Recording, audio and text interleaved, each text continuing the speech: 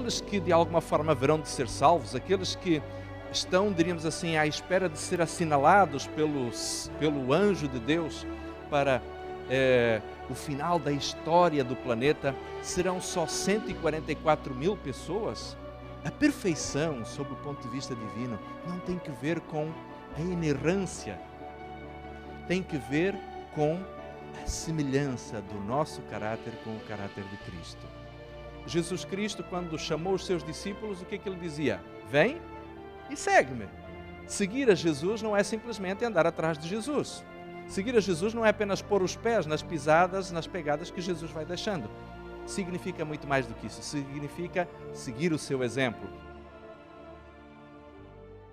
Olá a todos, sejam muito bem-vindos. Queremos também saudar aqueles que neste momento nos estão a assistir através desta transmissão feita a partir da Igreja Adventista de Setúbal. É um prazer poder estar consigo aí, querido amigo, prezada amiga. Nesta noite, ou neste final de tarde, como a irmã Sónia de alguma forma nos convidava, antecipando o tema desta noite, vamos falar sobre um número que aparece no livro do Apocalipse, que é os 144 mil. E vamos tentar descobrir, ou melhor, vamos descobrir o que é que a Palavra de Deus tem para nos ensinar a esse respeito. Estamos em Apocalipse capítulo 7. Continuamos, portanto, na série Descomplicando o Apocalipse e, mais uma vez, vamos tentar de uma forma bem prática, bem didática, entender aquilo que este livro maravilhoso tem para nos ensinar a nós, cristãos do século XXI. Apocalipse capítulo 7, e vamos começar com o verso 1. A cena que nos é descrita é a da iminência de uma tempestade. Aqueles que já viveram em países tropicais sabem que quando a chuva está para chegar, dá para sentir no ar. Sente-se o cheiro da terra molhada, começa-se a perceber o aumento da pressão atmosférica e do aumento também da umidade. O céu fica toldado, começa-se a ouvir à distância o ribombar dos trovões e nós sabemos que daí a pouco vai chover. Bom, o texto leva-nos justamente a este imaginário. Apocalipse capítulo 7, verso 1 diz: E depois destas coisas vi 4 anjos que estavam sobre os 4 cantos da terra, retendo os 4 ventos da terra para que nenhum vento soprasse sobre a terra, nem sobre o mar, nem contra árvore alguma. Aqui está uma descrição, embora simbólica, mas que fala da iminência de uma grande tempestade. E mesmo para nós, que talvez não sejamos pessoas com tanto conhecimento sobre aquilo que é a literatura bíblica, fica claro de perceber que esta analogia, que esta imagem de tempestade está relacionada justamente com problemas na história do planeta. E a Bíblia diz que 4 anjos poderosos estão a segurar alguns dos mais terríveis eventos da história da nossa Terra, que haverão de desencadear o final justamente da história deste planeta. E o verso 2 diz por que razão é que estes anjos poderosos estão a segurar, estão a suster os eventos finais da história da Terra. E a resposta vem logo a seguir. E vi outro anjo que subiu da banda do sol nascente, que tinha o selo de Deus, e clamou em grande voz aos 4 anjos a quem fora dado o poder de danificar a terra, dizendo: Não danifiqueis a terra, nem o mar, nem as árvores, até que tenhamos assinalado nas suas testas os servos do nosso Deus. Esta é a razão pela qual a terra não haveria de ser imediatamente assolada por esta iminente tempestade. Mas, reparem, o verso 2 apresenta uma imagem, uma ideia muito interessante. Diz ali que a razão pela qual os eventos tremendos da história da Terra haveriam de alguma forma de ser sustidos é porque faltava acontecer algo. E o verso 2 diz: ele tinha na sua mão o selo do Deus vivo, que serviria para assinalar aqueles que eram, como diz no verso 4, que eram os servos de Deus. A Bíblia, e todos nós que temos estado a acompanhar esta série Descomplicando o Apocalipse, já percebemos que no livro do Apocalipse existem imensas ligações com outras partes da Bíblia. Na realidade, o livro do Apocalipse tem tantas conexões com outras partes da Bíblia que isto permite que este livro, que muitas vezes está quase que aparentemente codificado, seja descodificado, ou seja explicado pelos textos bíblicos que ele refere e que estão linkados em outra parte da Bíblia. Para nós entendermos o que é o selo de Deus, vamos ao Antigo Testamento. Vamos ao livro de Ezequiel, capítulo 20, e vamos ler 2 versículos, o versículo 12 e depois o versículo 20. Ezequiel, profeta Ezequiel, um profeta que viveu já no período do exílio babilônico, Ezequiel capítulo 20, e ele falou muito a respeito da identidade do povo de Deus. Ele esteve a viver um tempo que é, de alguma forma, semelhante ao tempo que nós estamos a viver hoje. O tempo em que o povo de Deus estava exilado numa terra estrangeira, cativo, na expectativa de ser libertado pelo poder de Deus. Hoje, de alguma forma, nós estamos a viver isso também. Nós, como cristãos, esperamos o regresso de Jesus, que haverá de pôr um ponto final no sofrimento e nas dores, nas lutas que estamos a viver, não só na nossa vida pessoal, mas que a humanidade toda, de alguma forma, está a viver. Por isso, Ezequiel, capítulo 20, verso 16 e depois o verso 20, dizem assim: E também lhes dei os meus sábados, para que servissem de sinal entre mim e eles, para que soubessem que eu sou o Senhor que os santifica. Depois no verso 20 diz: Santificai os meus sábados, porque servirão de sinal entre mim e vós, diz Deus, para que saibais que eu sou o Senhor vosso Deus. E agora então reparem numa coisa muito interessante. Quando este selo de Deus, que o anjo que aparece descrito no capítulo 7 de Apocalipse, diz que é o selo que deverá assinalar o povo de Deus, aqueles que lhe pertencem, aqueles que são os seus servos, quando nós vamos tentar descobrir o que é este selo, nós acabamos por, nas palavras do profeta Ezequiel, perceber que este selo tem que ver com o sábado, dia de reverência, o dia em que nós celebramos estando na presença de Deus. Sabem, eu tenho estado a estudar a Bíblia com algumas pessoas que me têm abençoado muito no conhecimento e na ampliação da compreensão da palavra do Senhor. Porque estas pessoas colocam perguntas extremamente inteligentes, contundentes, que por vezes fazem com que eu reveja alguns dos conceitos e seja obrigado a estudar mais profundamente a palavra de Deus. Uma das pessoas com quem tenho estado a estudar a Bíblia nos últimos meses, na verdade já vai para mais de um ano, ele a certa altura perguntou-me: Rui, vocês como cristãos, vocês guardam o sábado para serem salvos ou o sábado, diríamos assim, que papel tem no plano da salvação?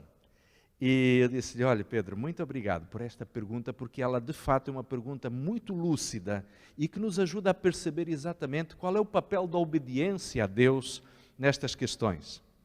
E quando fomos então estudar textos como, por exemplo, Marcos capítulo 2, os versos 23, diz ali a certa altura Jesus dizendo: porque o sábado foi feito por causa do homem e não o homem por causa do sábado. Ou seja, o sábado foi uma bênção dada ao ser humano. O sábado foi um dia que Deus separou dentre todo o tempo que Ele nos dá durante a semana para nós podermos desfrutar de um relacionamento peculiar, de uma experiência mais profunda e mais significativa. Não é porque eu seja guardador do sábado que eu sou melhor do que o meu irmão cristão que guarda o domingo. Não é isto. Mas, na realidade, quando Deus abençoou e santificou o sábado, quando Deus, na altura da criação, descansou Ele mesmo também no sábado, deixando este exemplo para toda a humanidade, separando este dia para uma comunhão, para um contato especial com Deus, o que nós vamos encontrar é, de alguma forma, Deus dizendo: vocês, se tiverem em atenção estes detalhes, não só vocês serão abençoados, como também terão a oportunidade de verificar e de experimentar uma relação de exclusividade comigo. É o que Deus nos está a dizer. É o que Deus diz aqui através das palavras de Ezequiel. Vocês, ao guardarem o sábado, vocês estão reconhecendo que eu sou o vosso Deus. Estão a reconhecer que vocês me pertencem.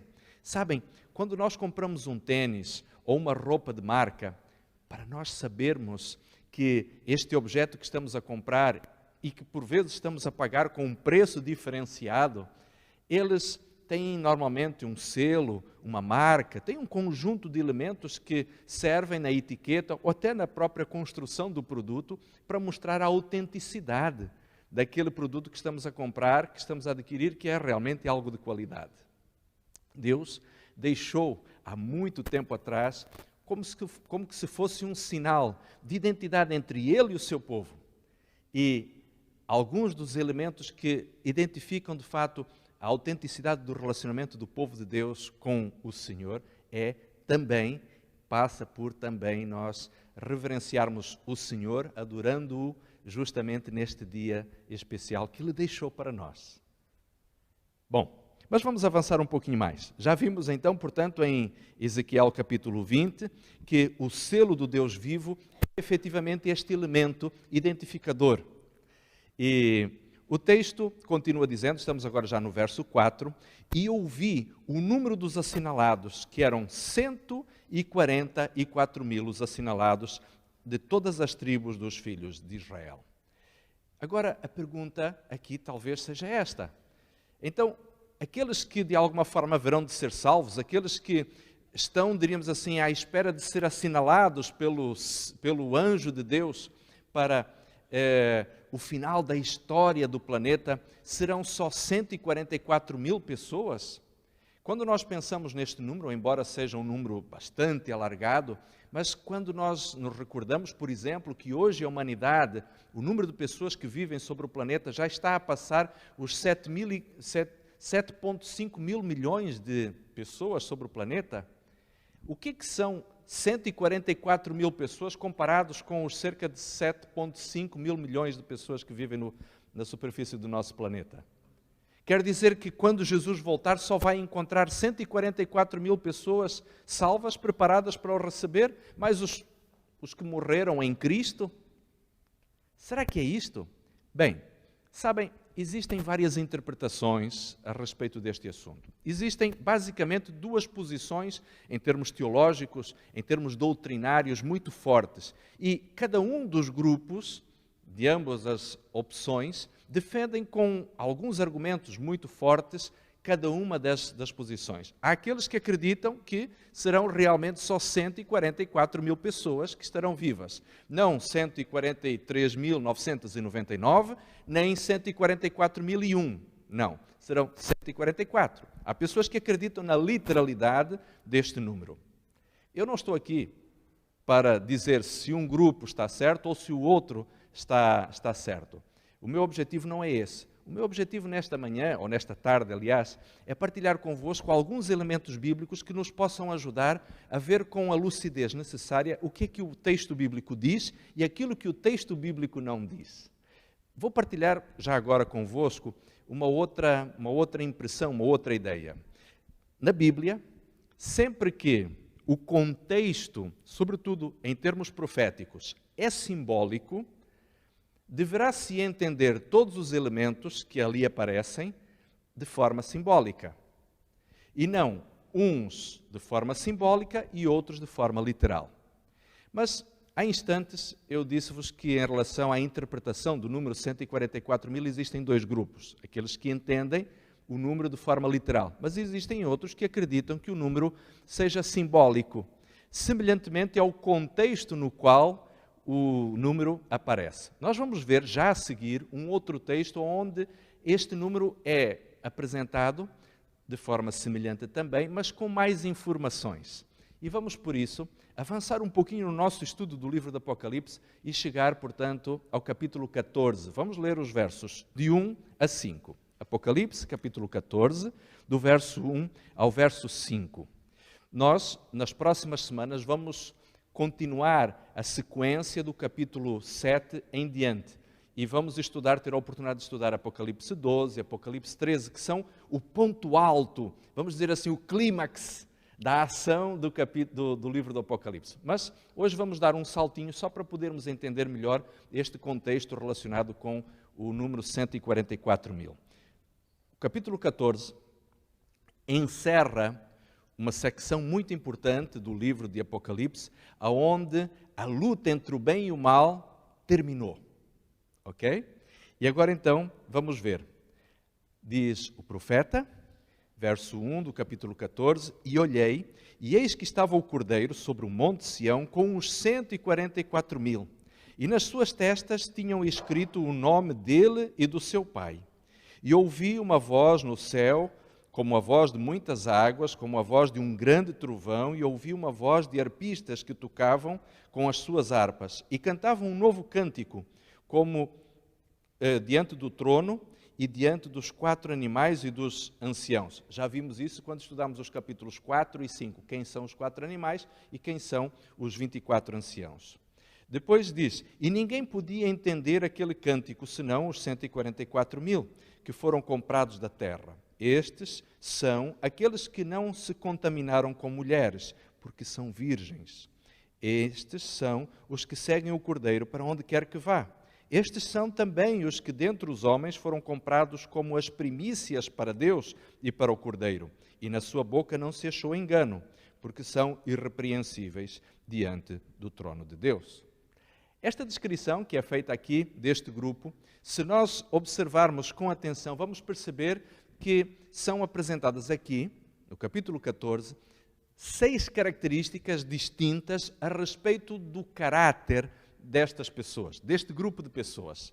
Vamos começar olhando em detalhe, agora, começando no verso 1 do capítulo 14. 14, verso 1. Diz que aquele grupo que acompanhava o Cordeiro, e nós sabemos que em linguagem profética, sobretudo no contexto do Apocalipse, quem é o Cordeiro? É o próprio Senhor Jesus Cristo, exatamente. E como é que nós sabemos que o Cordeiro é Jesus Cristo? João Batista um dia disse, eis o Cordeiro de Deus que tira o pecado do mundo. Muito bem. Então diz que aquele grupo que acompanha o Cordeiro, no final do verso 1 diz, nas suas testas tinham escrito o nome do Cordeiro e do seu pai. Bom, vamos tentar entender aqui. Será que estamos a falar que os salvos, ou particularmente este grupo seleto dos salvos, haverão de ter tatuado na testa o nome de Deus e o nome do Cordeiro? Não. Na realidade, isto é um recurso simbólico a uma imagem, para criar uma imagem que tem que ver com a ideia de que o caráter de Deus está de tal forma impregnado na mente daquelas pessoas que é como se elas tivessem tatuado o nome de Deus e do Cordeiro na sua testa. Quer dizer basicamente o seguinte, na Bíblia, nome representa o caráter, representa a fama da pessoa. É por esta razão que nós vamos encontrar nas histórias da Bíblia, por vezes, pessoas que, ao mudarem a sua forma de viver, mudam também o seu nome. Lembram-se de um exemplo muito claro, Jacó, que significava suplantador ou até usurpador, e em determinado momento, depois da sua remissão de vida propriamente dita, ele acaba por ter o seu nome mudado para Israel, que quer dizer aquele que lutou com Deus. Ora, e vamos encontrar várias ocasiões, em várias partes da Bíblia, este fenómeno acontecer. Uma das razões pelas quais nos 10 mandamentos Deus diz não tomarás o nome do Senhor teu Deus em vão, é porque o nome de Deus está associado ao seu caráter. E quando nós usamos indevidamente o nome de Deus, estamos de alguma forma a ofender o próprio caráter de Deus. Uma das coisas mais horríveis que alguém pode fazer é xingar a nossa mãe. Por quê? Porque qualquer um de nós, esteja a mãe viva ou morta, ela, para nós, é uma referência moral, é uma referência de pureza. E sentimos-nos profundamente ofendidos quando alguém ofende o caráter da nossa mãe, a honra da nossa mãe. Agora reparem, ter o nome de Cristo ou o nome do Pai gravado na testa equivale efetivamente a ter expresso o próprio caráter de Deus, o próprio caráter de Cristo na vida destas pessoas. Esta é a primeira característica que aparece aqui a respeito dos 144.000. Portanto, estamos a falar aqui de características relacionadas com o caráter. Mas a próxima característica é aquela que está relacionada já no verso 3. Diz que eles cantavam um novo cântico. Cântico na Bíblia tem que ver com experiência. Se nós formos, por exemplo, a Êxodo 15, após a travessia do Mar Vermelho, em que, depois que as ondas do Mar Vermelho se fecharam sobre o exército egípcio, Míriam, juntamente com as mulheres de Israel, compuseram um hino que era um hino de louvor ao fato de Deus ter destruído os egípcios que os perseguiam. E nesse hino eles diziam: nós nunca mais veremos os egípcios nunca mais serão um problema para nós. Porquê? Porque Deus os venceu. E naquele cântico elas estavam a expressar a sua própria experiência.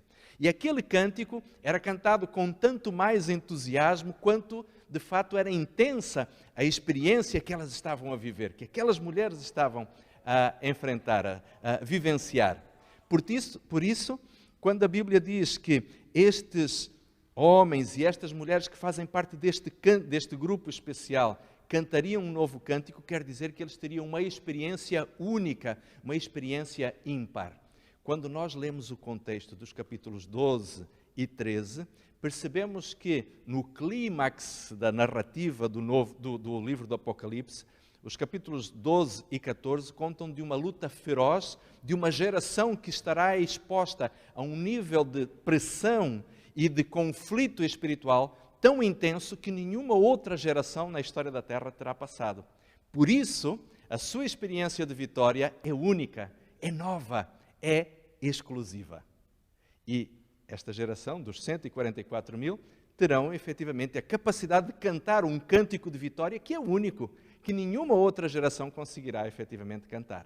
Então encontramos aqui mais uma característica que é representada por um símbolo, o novo cântico. O texto continua dizendo, no verso 4, encontramos ali dizendo que eles não se terão contaminado com mulheres. Bom, se nós fôssemos interpretar literalmente este texto, nós entenderíamos que os 144 mil seriam um grupo de 144 mil homens. E seriam todos eles ou muito jovens, ou pelo menos pessoas que nunca teriam se casado. Bom, mas nós não podemos esquecer que no livro do Apocalipse, igreja é simbolizado pela imagem da mulher.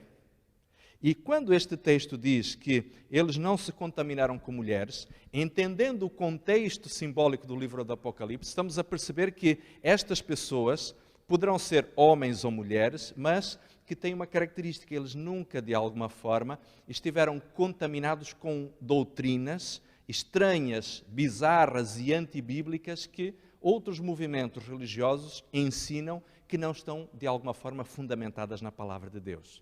O que quer dizer que estes 144 mil são pessoas que não se contaminaram com mulheres, ou seja, eles nunca tiveram a sua mente, de alguma forma, profanada por crenças que não fossem as verdadeiras crenças bíblicas. Já encontramos aqui, portanto, a terceira característica. Tem o nome de Jesus Cristo tatuado na sua cabeça, cantam um cântico novo. Verso 4 ainda diz que seguem o Cordeiro para onde quer que vá. Seguir o Cordeiro é uma outra característica que tem que ver com a identidade. Jesus Cristo, quando chamou os seus discípulos, o que é que ele dizia? Vem e segue-me. Seguir a Jesus não é simplesmente andar atrás de Jesus. Seguir a Jesus não é apenas pôr os pés nas pisadas, nas pegadas que Jesus vai deixando. Significa muito mais do que isso. Significa seguir o seu exemplo, viver da forma que Jesus vivia, estar exposto às mesmas experiências que Jesus esteve exposto, seguir a missão que Jesus seguiu, a missão de evangelizar, a missão de levar a boa nova da salvação a todas as pessoas em todo o mundo. O texto vai continuar dizendo, ainda apresentar mais uma característica. A quinta característica diz que eles são as primícias para o Cordeiro. Ora, ser as primícias tem aqui um elemento interessante, importante. Jesus é chamado o primogênito dos mortos, ou também as primícias dos que morreram. Será que na história da Bíblia Jesus foi a primeira pessoa a ressuscitar? Não. O próprio Senhor Jesus Cristo, antes do seu sacrifício na cruz do Calvário, Ele mesmo ressuscitou, pelo menos que nos seja narrado nos Evangelhos, pelo menos 3 pessoas. A menina filha de Jairo, o filho da viúva de Naim e Lázaro. Ok? Portanto, Jesus não foi o primeiro a ressuscitar. E se nós recorrermos ao Antigo Testamento, vamos encontrar Elias e Eliseu, por entreposto, a ressuscitarem alguém. Eliseu não ressuscitou ninguém durante o seu ministério, mas há aquela narrativa de que um homem, ao ser sepultado apressadamente na sepultura de Eliseu, ao tocar os seus ossos, ele ressuscitou e, portanto, foi trazido novamente à vida. Portanto, Jesus não foi efetivamente a primeira pessoa a ressuscitar. Mas por que Jesus é chamado na Bíblia a primícia dos que morreram, ou o primogênito dos mortos? Porque foi aquele que, ressuscitando, e nós podemos encontrar isto em 1 Coríntios, no capítulo 15, e se lerem o capítulo 15 todo de 1 Coríntios, vamos ver Paulo a enfatizar para os cristãos a importância da ressurreição de Cristo, a ponto de Paulo dizer, se Jesus Cristo não ressuscitou, queridos amigos, vamos ser sinceros, vamos todos fugir daqui porque estamos todos perdidos. Se Jesus não ressuscitou, é vã a vossa fé. E estamos aqui inutilmente. Não adianta estarmos dispostos a passar por sacrifícios, a sermos presos em nome do Evangelho, não vale a pena. Se Jesus não ressuscitou, está tudo perdido. E, na realidade, Jesus, ele é o primogênito dos mortos, por quê? Porque ele foi verdadeiramente o que deu sentido à experiência da ressurreição. Se Jesus não ressuscitou, nós não precisamos e não podemos ter a expectativa de voltar à vida, ainda que morramos. Foi porque Jesus ressuscitou que a promessa de João 11, 25 é algo que nós podemos ter como absoluta certeza. Quem crer em Cristo, ainda que morra, viverá. Esta é uma promessa que não podemos ter dúvida alguma, porque Jesus ressuscitou, porque a tumba de Jesus está vazia. E quando a Bíblia diz que os salvos, os 144 mil, são as primícias para Deus, quer dizer que eles são, diríamos assim, um presente para Deus, são a garantia da salvação. São algo, diríamos assim, que é absolutamente precioso para o próprio Deus. Depois encontramos ainda mais uma característica que é apresentada em dois aspectos. Diz que não se achou engano na sua boca e eles são irrepreensíveis diante de Deus. O fato de alguém ser completamente honesto, como Jesus dizia, se vocês, ao responderem às perguntas que vos fizerem, forem tão honestos a ponto de dizer sim, sim, não, não, vocês estarão, efetivamente, dentro do plano que eu tenho para a vossa vida, dizia Jesus. Seja a vossa resposta, dizia Jesus, sim, sim, não, não.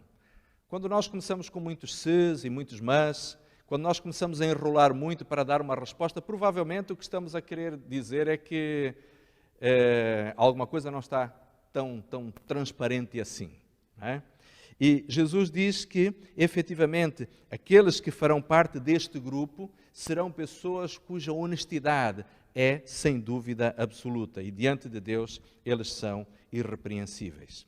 Nós encontramos, portanto, aqui nesta listagem de 5 versículos, encontramos 6 características que apontam para o caráter destas pessoas, deste grupo. Mas há um detalhe interessante. Normalmente, tudo aquilo que é pleno, que é acabado, que é perfeito, aparece em número de 7. O número 7 é normalmente atribuído a Deus, porque Deus é perfeito, Deus é pleno, Deus é completo. Em Deus existe sempre a plenitude de tudo. Deus é perfeitamente sábio, Deus é perfeitamente poderoso, Deus é perfeitamente bondoso, Deus é perfeitamente justo, Deus é tudo. Mas o número 7 normalmente está associado justamente à plenitude. E reparem que estamos aqui a falar de a elite moral da humanidade. Aqueles que viveram a experiência mais intensa e mais significativa da história da humanidade. Mas as características que aqui aparecem são apenas em número de 6. Eles têm nas testas o nome de Cristo, cantam um cântico novo, eles não se contaminaram com mulheres, seguem o Cordeiro, são as primícias do Cordeiro, na sua boca não se achou engano e são irrepreensíveis. E onde está a 7ª característica? Vamos dar uma olhada no número 144 mil. E vamos tentar entender o que este número poderia simbolizar dentro do contexto da Bíblia. Bom, vamos desdobrar, vamos aqui fazer uma pequena aula de matemática. O número 6 na Bíblia é o número de quem? Pode dizer, Ribamar. É o número do homem. Por que é o número do homem? Ou do ser humano, da humanidade? Foi criado no 6º dia. Por isso é o número do homem. O número 666, que aparece no capítulo 13, é, na realidade, a trindade humana. Ou a trindade da criação, ou das criaturas, e não necessariamente a trindade de Deus. Mas sobre isso vamos falar mais adiante quando chegarmos a estudar o capítulo 13. Agora então reparem, o número 6 multiplicado por 2 vai dar o quê? 12, que é o número do quê? Dos patriarcas, o número das tribos de Israel e o número dos apóstolos. Ora, Deus disse a Abraão, em tua família, ou seja, na tua semente, serão benditas todas as quê? As nações ou as famílias da terra. Ora, o número 12, na realidade, não só é o número que está associado ao povo visível de Deus, que era o povo de Israel no Antigo Testamento, mas também acaba por ser transferido este número para o povo de Deus já no Novo Testamento, que já não é necessariamente o povo de Israel ou a nação judaica, mas a igreja. Na realidade, o número 12, ele representa a humanidade, na sua globalidade, daqueles que aceitam Jesus Cristo como seu Salvador, Deus e o seu plano para a sua vida. Agora, o número 144 é o quadrado, ou seja, é a multiplicação de 12 por ele mesmo. 12 vezes 12 vai dar 144. Na Bíblia, o contexto do quadrado, ou seja, a multiplicação de um número por ele mesmo, representa perfeição moral. Simetria moral. Nós não vamos ver isso agora, mas em termos geométricos, no capítulo 21 de Apocalipse, nós vamos encontrar a descrição da Nova Jerusalém, da cidade santa, aquela maravilhosa cidade que Jesus prometeu ir construir para os salvos e que provavelmente neste momento deve estar ou já terminada ou em fase de conclusão, acreditamos nós. Ela é cúbica, ela tem uma estrutura quadrangular, tem a mesma largura, o mesmo comprimento e a mesma altura. Não é? O quadrado é, inclusive, uma forma geométrica que é descrita na Bíblia frequentemente como sendo uma representação do próprio Deus. Porque não só tem a mesma largura, tem o mesmo comprimento, mas é também uma figura estruturalmente bastante regular. E está relacionada efetivamente com a simetria de caráter e com a perfeição moral. Ora, o número multiplicado por ele mesmo, portanto, o quadrado, está efetivamente relacionado com a completude, a forma completa como algo, diríamos assim, está relacionado a Deus ou com o objeto da atenção de Deus.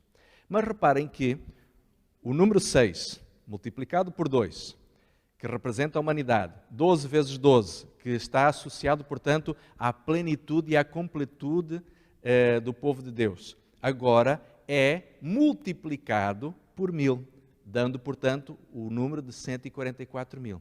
Na Bíblia, sabem que os hebreus não eram um povo muito dado à matemática. Eles tinham uma matemática muito elementar, que era uma matemática funcional, essencialmente voltada para as finanças e para a gestão prática da vida.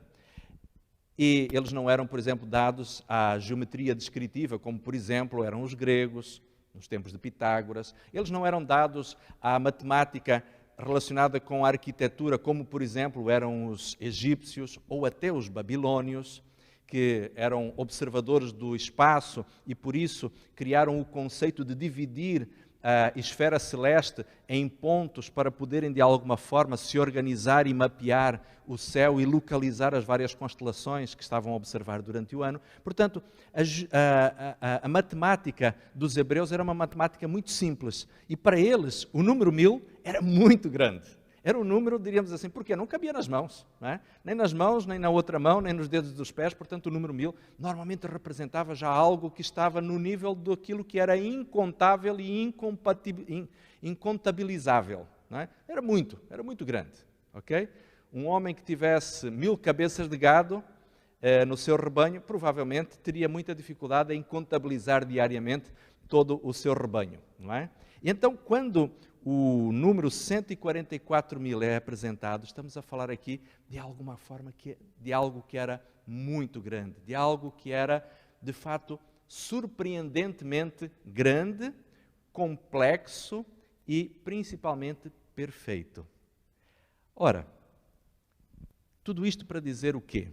Muito provavelmente, o número 144.000 é o 7º elemento que atesta o nível de perfeição moral deste grupo. Eu vou-vos aqui, pela primeira vez, dizer isto. Pessoalmente, acredito que o número 144.000, baseado naquilo que nós tivemos a oportunidade de ver, e pelo contexto de Apocalipse 14, o número 144.000 é a 7ª característica deste grupo de salvos que estarão com Cristo no Monte Sião, conforme é descrito aqui. E vale a pena dizer que o Monte Sião é também um símbolo do céu, portanto é uma referência simbólica ao céu, à eternidade. Portanto, o número 144.000 seria, portanto, a 7ª característica do caráter do povo de Deus, que aqui é mencionado. Por esta razão, e aqui mais uma vez eu arrisco-me a dizer-vos com toda a franqueza e toda a honestidade para quem está lá em casa ou para quem está aqui, que pessoalmente acredito que o número 144.000 não é um número literal, é um número simbólico, e que ele aponta para a perfeição do caráter daqueles que estão neste momento esperando ver Jesus voltar. E para nós entendermos um pouquinho disto, para podermos perceber qual é o significado espiritual, ok, para mim, como cristão do século XXI, que diferença faz se os 144.000 são literais ou são simbólicos? O que me importa é se eu faço parte deste grupo, ou se haverei de fazer parte deste grupo ou não, não é? Vamos ver alguns textos da Bíblia que nos ajudam a entender, talvez, o tipo de expectativa que Deus tem em relação ao seu povo. E o primeiro texto que vamos ver é Filipenses capítulo 4, verso 8. Aqueles que estiveram a assistir ontem os vários programas feitos pelo casal Cristina e Dan Chilel, certamente ouviram a leitura deste texto. Filipenses capítulo 4, verso 8. O apóstolo Paulo, na carta que escreveu aos crentes da cidade de Filipos, ele diz o seguinte: quanto ao mais, irmãos, Filipenses 4, 8, Filipenses capítulo 4, verso 8, diz assim: quanto ao mais, irmãos, tudo o que é verdadeiro, tudo o que é honesto, tudo o que é justo, tudo o que é puro, tudo o que é amável, tudo o que é de boa fama, e se há alguma virtude, e se há algum louvor, nisso pensai. Vamos aqui fazer uma pequena pausa para entender dois aspectos, dois focos ou duas perspectivas pelas quais podemos ver este texto. Primeiro, Paulo começa por dizer: os nossos pensamentos devem estar filtrados por sete camadas de filtro. O filtro da verdade, da honestidade, da justiça, da pureza, da amabilidade, da boa fama e da virtuosidade. Ok? Portanto, estas 6 características. Mas reparem que o apóstolo Paulo vai dizer o seguinte, que aquilo que nós pensamos é extremamente importante. A forma como nós, de alguma forma, de alguma maneira, temos os nossos pensamentos, e algumas pessoas por vezes dizem, mas eu não consigo controlar os meus pensamentos. É verdade. Às vezes nós podemos ter dificuldade para controlar os pensamentos. Existe uma coisa que inclusive hoje está descrita na própria psiquiatria e na psicologia, que é o pensamento recorrente ou os pensamentos persistentes. Sabem aquelas pessoas manientas que estão sempre a fazer os mesmos comentários, estão sempre a dizer as mesmas coisas, estão sempre a bater na mesma tecla? Isto é resultado do pensamento repetitivo, do pensamento circular. E a Bíblia diz-nos que nós temos legitimidade no poder de Deus para termos os nossos pensamentos sob controle. nós podemos controlar a ansiedade. Aqueles que assistiram à palestra de ontem, tanto com o Dr. Dan Chilelli quanto com a doutora Cristina, perceberam, a Bíblia dá-nos esta legitimidade. Os nossos pensamentos podem ser alvo de controle. A nossa mente, pela força de vontade, pode controlar e conduzir o fluxo dos pensamentos. Não é? Já aconteceu, provavelmente, alguns de vocês, como acontece com alguma frequência comigo, estar a orar e de repente entra um assunto que de repente parece que a oração já foi. Mas há alguns anos atrás aprendi uma técnica interessante com uma pessoa que partilhou a sua própria experiência, dizendo que quando estamos a orar e parece que os nossos pensamentos nos levam para outro lugar diferente ou distante do nosso relacionamento de oração com Deus, nós deveríamos colocar aquele assunto passar a fazer parte da oração. Às vezes estamos a orar de manhã e começamos a pensar na agenda do que temos para fazer hoje ou nos próximos dias. Então, por que não incluir esse assunto na nossa oração? Senhor, estás a ver, eu estou preocupado, algo ansioso com esta situação que vou ter que resolver hoje ou amanhã. Senhor, por favor, ajuda-me. E aí, conversar com Deus sobre aquele assunto. Não é? Nós não costumamos dizer que as conversas entre nós são como as cerejas, começamos a falar sobre alhos e terminamos a falar sobre bugalhos. Por que não podemos fazer a mesma coisa com Deus, que é nosso amigo, é o nosso melhor amigo? Agora, reparem numa coisa muito interessante. O fluxo dos pensamentos pode ser controlado. Primeira verdade. E os pensamentos, eles vão resultar na nossa vida em quê? Em palavras e ações. Aquelas pessoas que dizem, desculpe, eu falei sem pensar. Desculpe, não, isso não é verdade. Você está a querer enganar. Se algum de nós já usou esta expressão, por favor, sejam honestos com vocês mesmos e com aquelas outras pessoas com quem vocês falarem. Não digam, eu falei sem pensar. Não, você falou sem pensar nas consequências daquilo que você estava a dizer. Mas que você pensou naquilo, pensou. Na realidade, às vezes até pensou tanto que aquilo acabou por transbordar num momento de descontrole. Não é? Portanto, ninguém fala sem pensar. Nós falamos sem pensar nas consequências, o que é diferente. E é uma questão, por vezes, de honestidade. Mas reparem numa outra coisa. Aquilo que nós falamos e aquilo que nós fazemos resulta dos nossos pensamentos. E aquilo que nós fazemos e falamos acaba por se transformar em comportamentos. Os comportamentos, quando são repetitivos e são recorrentes, acabam por se transformar em hábitos.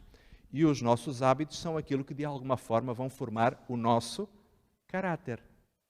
Quando nós formos para o céu, queridos amigos, e eu espero que todos nós que aqui estamos e aqueles que nos estão a assistir também possam muito em breve estar no céu, quando Jesus regressar, o que é que nós vamos levar para o céu? Eu não vou levar para o céu a minha careca, nem vou levar as minhas orelhas tortas, nem o meu nariz torcido. Eu vou levar para o céu, pela graça de Deus, o caráter. Agora reparem numa coisa muito importante. Aquilo que o apóstolo Paulo está a dizer aqui claramente é o seguinte: o que vai formar o nosso caráter, na sua base, são os nossos pensamentos. E por isso os nossos pensamentos têm que ser guiados pelo que é verdadeiro, pelo que é honesto, pelo que é justo, pelo que é puro, pelo que é amável e por aí adiante. O que é que vamos levar para o céu? Um caráter. O nosso caráter. O nosso caráter à imagem de quem? Vamos dar uma olhada em 1 Coríntios capítulo 2. 1 Coríntios capítulo 2 e vamos ler o verso 16. 1 Coríntios capítulo 2, verso 16. O apóstolo Paulo, neste interessante capítulo, ele vai concluir o capítulo com esta frase, com uma pergunta retórica, mas que ao mesmo tempo ele acaba por dar justamente a resposta. 1 Coríntios capítulo 2, verso 4. Desculpem. Capítulo 2, verso 16. Peço desculpa. 1 Coríntios, capítulo 2, verso 16. Porque quem conheceu a mente do Senhor para que possa instruí-lo? Mas nós, diz Paulo, temos a mente de Cristo. Na realidade, ter a mente, possuir a mente de Cristo é pensar como Jesus pensava. Enxergar as coisas como Jesus enxergava. Perceber e pensar nas coisas como Jesus pensava. Isto resultará em bons pensamentos e em boas palavras, em boas ações, em bons comportamentos, em bons hábitos e num bom quê? Num bom caráter. Olhem só, um último texto que vamos ler, Mateus capítulo 5, verso 48. Evangelho de Mateus, capítulo 5, verso 48. Muitas pessoas olham para este texto e esbarram aqui e dizem: estou frito, não tenho salvação, não há opção para mim. Mateus capítulo 5, verso 48. Jesus está a concluir aqui uma série de afirmações, ele faz o encerramento de uma série de afirmações que ele fez em relação à profundidade e à concepção que Jesus tinha em relação a cada um dos mandamentos. Se nós lermos o capítulo 5, sobretudo a partir do verso 20, mais ou menos, vamos perceber que Jesus vai citar alguns mandamentos e reconstruir a sua interpretação, no fundo que é a interpretação divina, à luz justamente de uma compreensão mais intensa e mais espiritual. Jesus, por exemplo, vai dizer: não matarás. Mas ele vai dizer: aquele que se encolerizar contra o seu irmão, dizendo-lhe está fermo, ou seu abobalhado, ou o que quer que seja, chamando-lhe algum nome que desmoralize a pessoa, esta pessoa estará a ser ré, justamente, de assassinato. Porque as palavras também matam. Jesus vai dizer: adulterar não é só ir para a cama com a esposa do vizinho. Adulterar é olhar de forma inconveniente para uma mulher ou para um homem. Porque as mulheres também podem pecar neste sentido. Mas Jesus vai dizer, por fim, ele vai dizer no verso 48, sede vós perfeitos, como é perfeito o vosso Pai que está nos céus. E agora muitas pessoas dizem: ok, pastor, aqui é que não se consegue. Aqui não há jeito. Bom, vamos entender aqui uma coisa. Deus é perfeito por quê? Porque Ele não peca? Não. Deus não é perfeito por não pecar. Porque a Bíblia diz que Deus não pode pecar. Reparem numa coisa tão simples quanto isto. Se Deus, por exemplo, Tiago diz que Deus não pode mentir. Certamente vocês já me ouviram usar este exemplo tosco e trôpego. Mas se Deus dissesse em determinado momento: o céu é cor-de-rosa, quando todos nós sabemos que ele é azul, sabem o que aconteceria? O céu tornava-se cor-de-rosa. Porque na criação, quando Deus disse haja luz, estava escuro. Haja luz, o que aconteceu? Houve luz. A palavra de Deus é ordem. A palavra de Deus tem poder. A palavra de Deus é tal que o universo inteiro se arranja para que aquilo que Deus diz, ainda que neste instante não seja realidade, o universo inteiro arranja-se para que aquilo passe a ser verdade, porque Deus tem poder para isso. E se Deus dissesse o céu é cor-de-rosa, o céu passava a ser cor-de-rosa imediatamente, ainda que o universo todo tivesse que se virar do avesso. Mas isso aconteceria. Por essa razão Deus não pode mentir, porque tudo o que Deus disser passa a ser verdade. Agora, reparem numa coisa, Deus não é perfeito por não mentir, ou por não pecar, ou por não fazer o que quer que seja que nós consideremos errado. Deus é perfeito, e aqui eu convido-vos a lerem o verso 44, por exemplo. Eu, porém, vos digo, amai os vossos inimigos e bendizei os que vos maldizem. Fazei bem aos que vos odeiam e orai pelos que vos maltratam e vos perseguem. Isto aqui é o quê? É o quê? Amor, misericórdia, caráter. Na realidade, aquilo que Deus está a dizer é o seguinte: vocês sejam perfeitos como Deus é perfeito. Sejam misericordiosos como Deus é misericordioso. Sejam bondosos como Deus é bondoso. Talvez, meus queridos irmãos, nós estejamos a enfocar a perfeição de caráter pelo lado errado. Nós estamos a pensar na perfeição na perspectiva da impecabilidade, da inerrância. Mas aquilo que Deus nos quer pedir e aquilo que Ele nos está a pedir a vocês e a mim é que nós estejamos dispostos a ter a mente de Cristo. Se eu fosse perfeito, eu não erraria ao vos apresentar a referência de um texto bíblico. Claro que poderia errar. Uma pessoa que é perfeita aos olhos de Deus, ela nunca erraria numa conta de matemática. Ela nunca, se chutasse a bola em direção a uma baliza, ela sempre acertaria no ângulo? Não. A perfeição, sob o ponto de vista divino, não tem que ver com a inerrância. Tem que ver com a semelhança do nosso caráter com o caráter de Cristo. E como Jesus era uma imagem do Pai, sim, porque Jesus disse a Filipe, quem vê a mim, vê o Pai. Então, sendo você e eu semelhantes a Cristo, nós vamos ser semelhantes a quem? Ao Pai. Porque Jesus e o Pai, efetivamente, são semelhantes, são iguais, são idênticos. Meus queridos amigos e prezados irmãos, aquilo que a Bíblia nos convida neste momento, e sobretudo no livro do Apocalipse, ao fazermos parte dos 144 mil, ao termos a legítima aspiração de fazer parte deste grupo, não está implícito que nós vamos comprar o direito de fazer parte de um clube exclusivo, mas sim que vamos ter uma experiência de transformação de caráter, que nos habilitará a fazer parte de um grupo de pessoas que serão um motivo de honra e glória ao nome de Deus, porque viverão como Jesus vivia, falarão como Jesus falava, pensarão como Jesus pensava, tratarão os outros com a mesma misericórdia com que Jesus tratava a humanidade, porque Jesus foi enviado por quem? Pelo Pai. E se existe alguém que é misericordioso, esta pessoa é o próprio Deus, o Pai, porque Ele é a origem de todo o projeto de misericórdia, de compaixão e de salvação, da qual você e eu somos convidados a fazer parte. Esta é a razão pela qual, hoje, nós olhando para a cruz, podemos ver aberta a autoestrada da salvação, no final da qual está o nosso Deus, o nosso Pai, de braços abertos à porta da Nova Jerusalém, à nossa espera. Que Deus nos abençoe. Que o Senhor fortaleça em nós este desejo de continuarmos firmes na caminhada para o céu. Fazendo ou não parte dos 144 mil, mas pelo menos que o nosso caráter represente a simetria e a perfeição do próprio caráter de Jesus Cristo e do Pai. Amém. Que o Senhor nos abençoe.